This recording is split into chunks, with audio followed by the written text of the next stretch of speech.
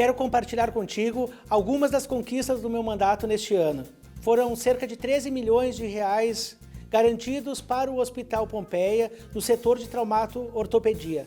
Estive 2 vezes no Ministério da Saúde, pedindo para a ministra Anísia que olhasse com atenção. Nós temos mais de 4 mil pessoas na lista de espera para esse tipo de procedimento. E muitas vezes, 4, 5, 10 anos, as pessoas aguardam uma cirurgia de traumato-ortopedia. Então agora nós vamos com certeza desafogar essa triste lista de espera.